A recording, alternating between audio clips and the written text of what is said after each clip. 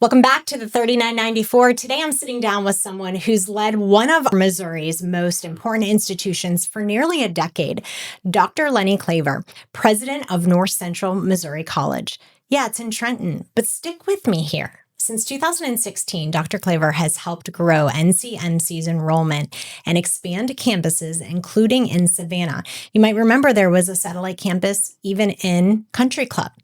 But before we get started, we got to thank our sponsors, NCMC in Savannah. That is one of our sponsors for this episode.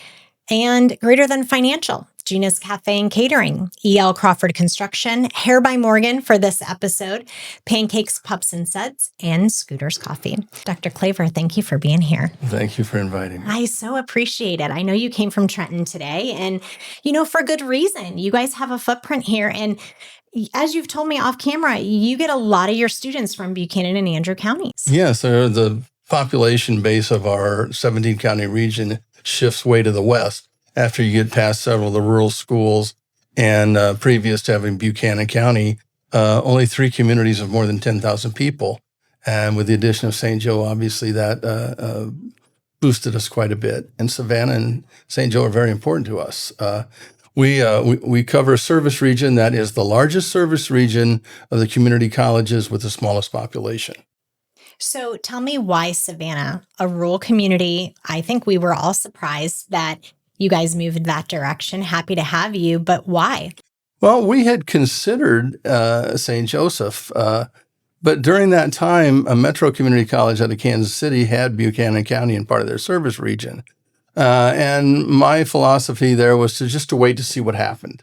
And I don't know that if things went particularly well there, but we located a place in Savannah. We took an old car dealership and created it into a beautiful state-of-the-art campus with a large addition onto that. You would not know the car dealership was there, but our campus there is focused on workforce, specifically in nursing and healthcare, robotics and automation, as well as the general education courses for those students who want to transfer.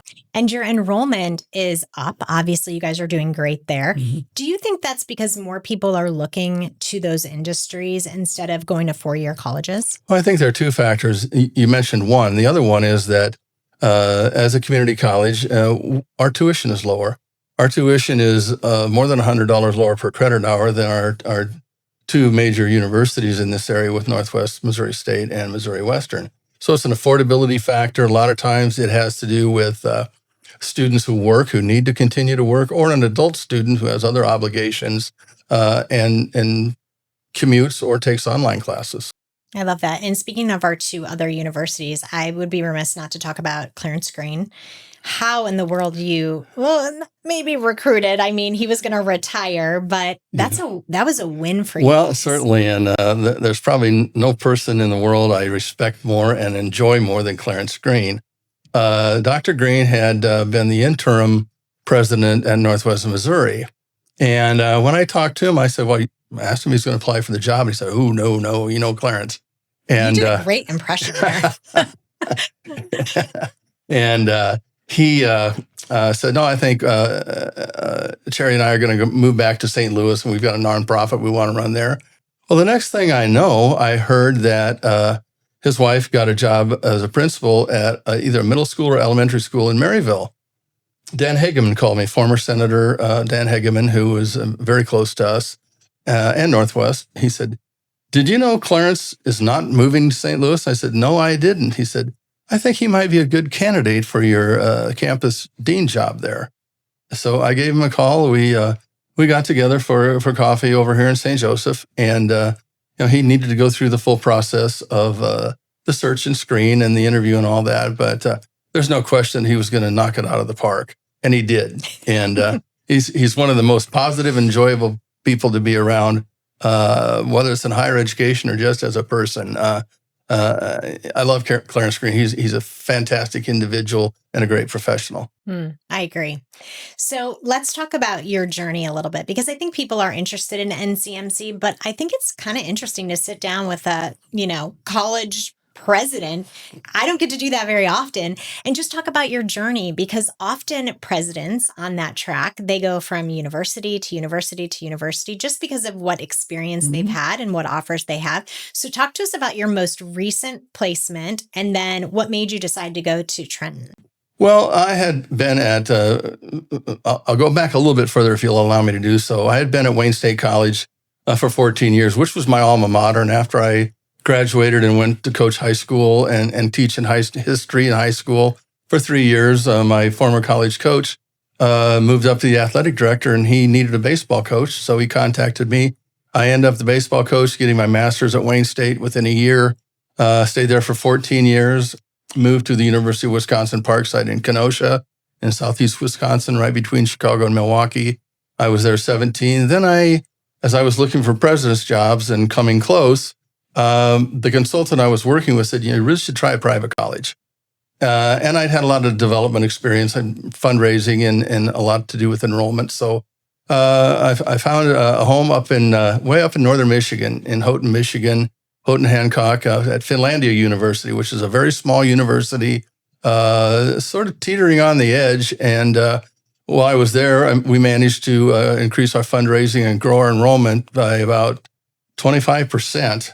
Then the North Central Missouri College job became available to me, and applied for it. I left not quite 3 years at Finlandia, and I've been at NCMC 10 now. And sadly, 7 years after I left, Finlandia closed because of declining enrollment and funding, like many colleges of that size and nature had. But I enjoyed my time there. I met a lot of nice people. Finlandia, a lot of Finnish people up there. It's the home of the Finnish American Heritage Center. I learned a lot of things about old culture and snow. 300 inches of snow a year is enough to make you want to move south no matter how long you've been there. You don't have to tell me. From Rochester, New York. Oh, yeah. I moved to Missouri simply because I got on Mizzou's campus and saw tulips blooming in April. Yeah. And who knew? Tulips in April? So well, I feel ya. In northern Michigan, you can't golf until the middle of May. So, and it's a short season. Yes, very much. Awesome. Well, a lot of people may not know your story of living through a tornado. So that's another reason why I wanted to have you on today, because I think some people can look at what you've done in Trenton and celebrate that. And we do, but everybody has a story. And so I would love to hear this story. 1979, you survived a tornado. Yes, Tell me about that story. Well, I was a junior at Wayne State College at that time, and I was a baseball player in the spring. Because of our busy schedule and playoffs, I had a couple of psychology classes I needed for my major weren't available to me and to work into my schedule. So I took them in the first summer session, and I just enjoyed going to class and being in the community, and moved home on June 28th, 1979. Knew there was bad weather coming because I was coming across western Iowa toward my home in north central Iowa.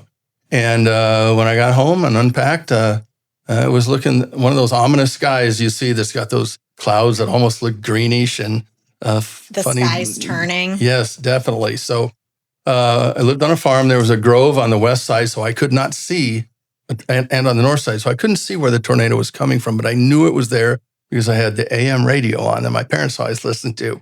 So I unchained our dogs. Nobody was home except me. My parents were gone to my sister's softball game. My brother was with him also. And I went to the basement because I knew something bad was coming. I could hear it. And I went to the basement, ducked down against the wall, covered my head, and it sounded like a freight train, as they say, or a 1,000 skill saws going off at the same time. And I was just pelted with debris, and one of the cinder blocks fell off the side of the house, hit me in the back. And then all of a sudden, it was quiet. And I looked over the edge to the south, and I saw the tornado in the field, probably 50 or 60 yards south of the house. It had destroyed our entire farmstead. Total loss on buildings, machinery, a lot of livestock was taken in that storm. But I was looking over the edge of the house at the bottom of a tornado, looking up at it and looking up at the funnel and kind of just touching myself. Am I really still here? I really wasn't terrified. I wasn't terrified. I think I was just in a shock mode, more or less, and self-preservation. But one of the more interesting things is that tornado had hit a neighbor's house about 3/4 of a mile northwest of us. A 500-gallon gas tank landed in the basement from me to the corner over there. It was half full. It did not explode. So it's like I'll use it. The hand of God took that gas tank and set it down nicely and said, "No, it's not your time yet." So, yeah, I survived that. And Was the house total? total. There was nothing over the top of me. Wow. There was carpet in the grove hanging from trees, and I mean insulation. I remember in Kirksville. Yes, yeah, pink insulation everywhere. It was just like everything exploded. Wow. And several buildings, barns, cattle and hog buildings, machinery tipped over. We had it was really strange. There was one little house called the pump house where the well was in it. That remained standing, didn't even move. The pump house lay standing, and everything else, including a silo, was destroyed. Unbelievable. What were you thinking in that moment? Do you remember? Oh, yeah, I remember as clear as can be. Is that, like I said, it must not have been my time yet. And Were you just praying? Yeah, I was praying and looked out for it, and I thought, well, there's a reason that I wasn't taken. There's a reason that gas tank didn't explode and cause a huge fire. And other than having a big bruise on my back and little cuts and abrasions all up one side of my body where I was protected, I was okay. I mean, I could have been damaged severely from that, but I wasn't. And so that, again, that kind of told me not long after that, there's a purpose for me still being alive. And that has a lot to do with the rest of my story, I guess. So 79, let's see, I'm 46. That was 46 years ago. So tell me how that changed the course of your life. Well, I knew I had a senior year left, and I was on path to become a teacher and a coach. And I thought, okay, that's my calling in life, is to be in education, and not only share my story, but share the curiosity I have for learning. Education, learning, no matter if it's formal education or on your own, is a tremendous thing.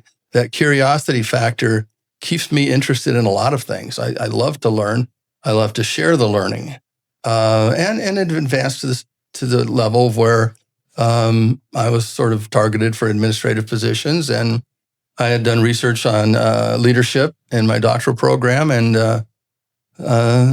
here I am today. I still might look like I went through a tornado, especially in the morning, my wife says. But I know my hair is in every different direction. It's thank goodness for a brush, a little hairspray. It falls in place. But the thing is that I still I don't know if it changed the type of person I am, or if it reinforced it. But it definitely said, okay, you have a purpose here that's not fulfilled, and pursue it. How has that changed how you mentor, educate, and care for students? Well, we have a philosophy that's been very successful that I believed in for a long time at North Central Missouri College, and we call it uncommon attention. And when a student, or even parents and a student, when they visit campus, we want them to feel like they're the most important person in the room or in the area. And we want to be inviting, accommodating, friendly, and to tell them there are great benefits from education, whether you're looking to get into the workforce or you're going to transfer and go to medical school someday. There's so much enjoyment you can get out of learning, and whether it's to have a career to be successful in, or just better personal finances, whatever it might be. I love learning, and that whole idea of uncommon attention is noted by a lot of graduates and a lot of parents and a lot of prospective students, is that, wow, you really care about us here, don't you?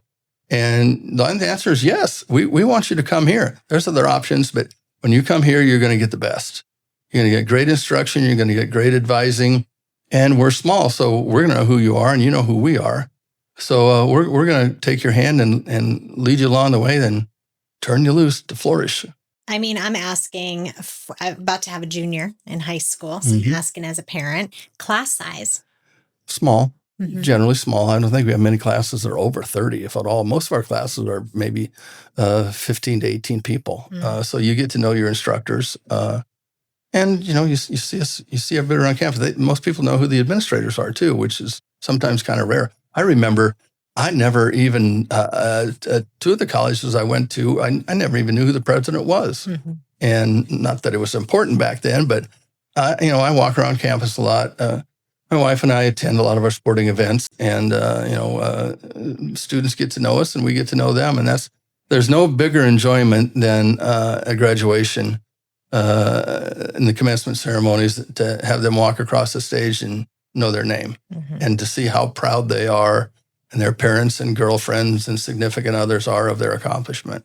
I want to talk to you really quick just about kind of statewide funding. I was a fundraiser, I don't know if you know that, in development at A.T. Still University in Kirksville. And so I traveled the country, really the East Coast mainly, and talked to doctors and just about giving back. And, I always thought this is going to be hard conversations, but it was really just sharing with them what was happening on campus and them wanting and desiring to give back. Right. And so to make sure that you're seeking funds for them to help students and help the college in an area they want to. Exactly. You can't put a square peg in a round hole. No. You need, and I'm sure you were very good at this, because listening is maybe the most important part of development.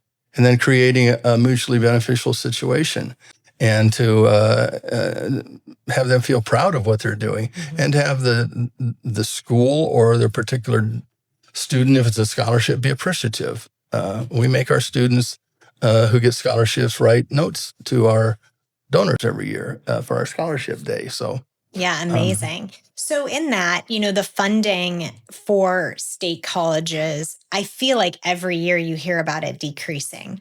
And so where are you guys at? And if you could just talk to universities in general in the state, and how do you guys balance that with your budget? Well, we're funded a little bit differently than university system, because we, as community colleges that span the whole state, east to west, north to south, we all have service regions, of which some school districts help subsidize the college. In our case, we only have one school district, that's the Trenton R9 district, and we get less than 3% of our total budget from local taxes. There are others like St. Louis, who's 100%. Others that have Kansas City 30-some%.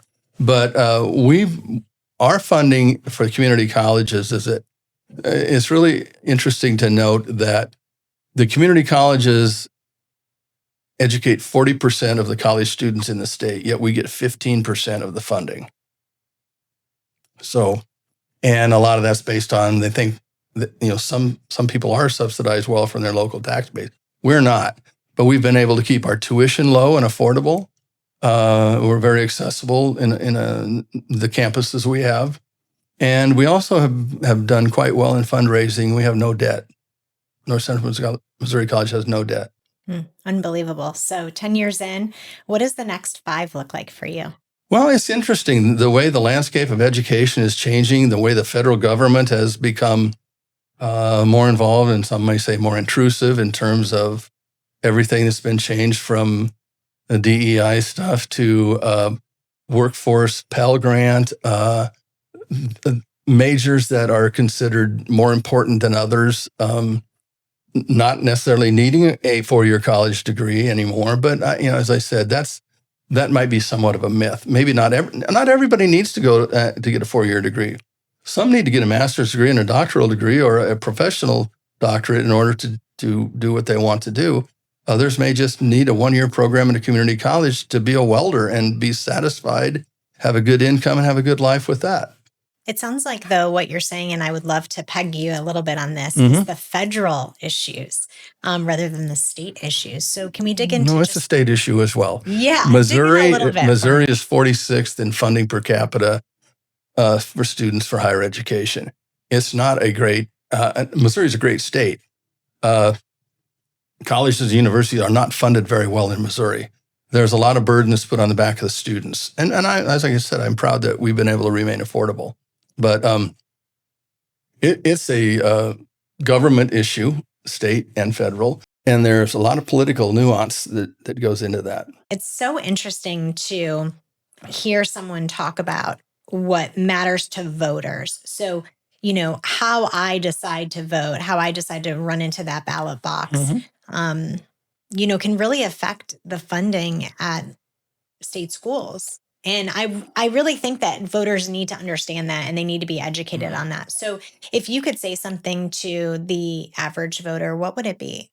Well, I think it does. It changes by geographic and socioeconomic areas within the state.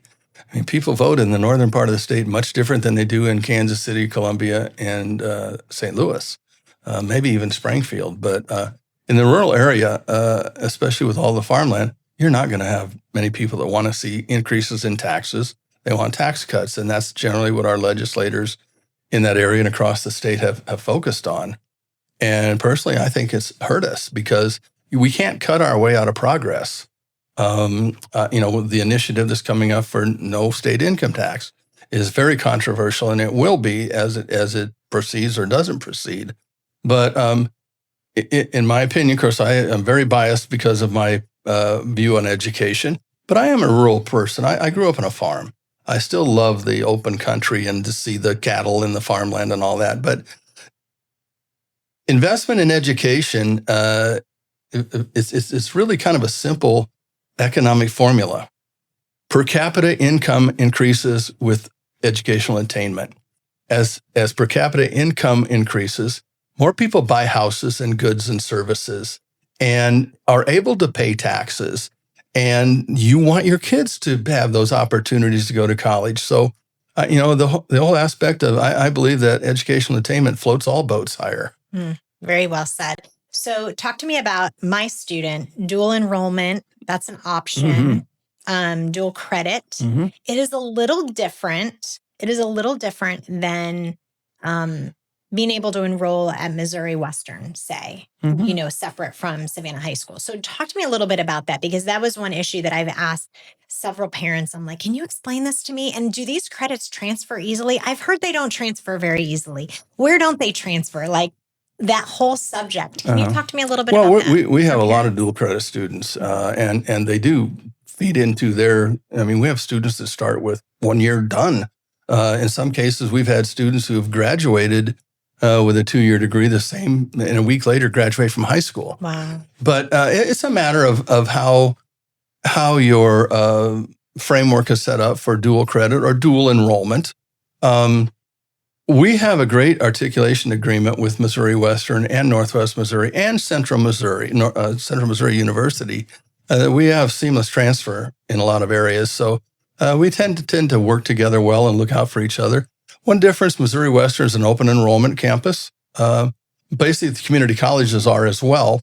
But it's a lot different, and it's a lot harder to get into Mizzou or S&T. Maybe even UMKC or Missouri State than it is to start out at a community college or an open enrollment college. But with those factors in mind, open enrollment, open accessibility, is that you get a lot of good students, but you also get some students that aren't ready for college. So your learning assistant programs are going to be very, very important to get students on the right track and to be brought up. And that's part of what we believe in our uncommon attention and co-requisites for some classes. There's some that have a remedial aspect while you're in the same class. You stay after class for extra help with math. Mainly math and English are the two biggest areas. But again, I think it's about opportunity and to convince a student or a parent and your own faculty and staff that getting an education is about opportunity. Opportunity to have the kind of life you want, the kind of career you want. And doesn't mean it's going to be easy, but it means it's a lot more fulfilling when you know you've earned it. Thank you so much for being here today. We really appreciate it. And for NCMC's sponsorship of this podcast. We appreciate every month we get to say NCMC. And so we appreciate it.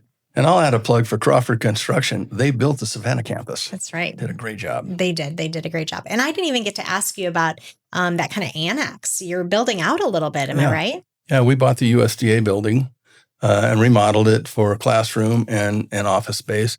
And we also own the little strip mall that has the restaurant in it that will be maybe converting We're starting to face an issue over there with students wanting housing. Oh, So, and we have housing. We have 4 dormitory residence halls in Trenton, and we're having another one built by a private contractor right next to campus.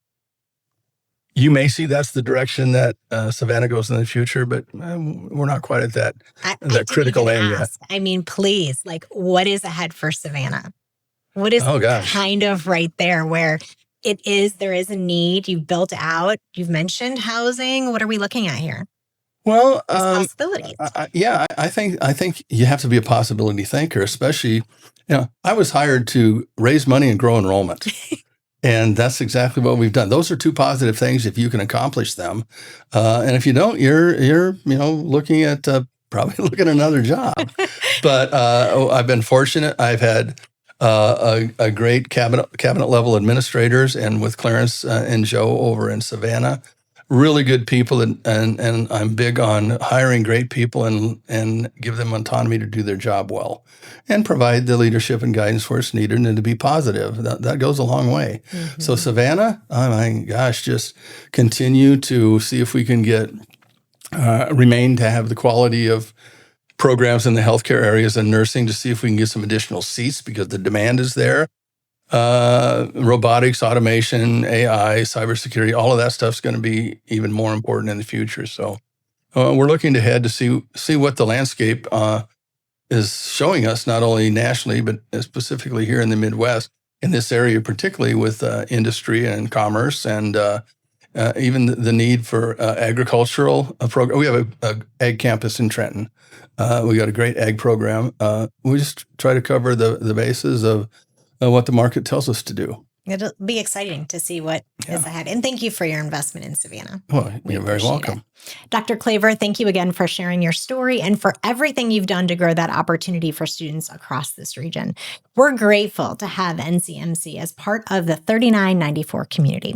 To everyone listening, check out NCMC's Savannah campus and all of their programs at ncmissouri.edu. You can also find info about Trenton, and leave us an Apple Podcast review or share and subscribe, become a Patreon. Also, think about supporting us. We would really appreciate that as a sponsor. That's where you will get lots of extras. Until next time.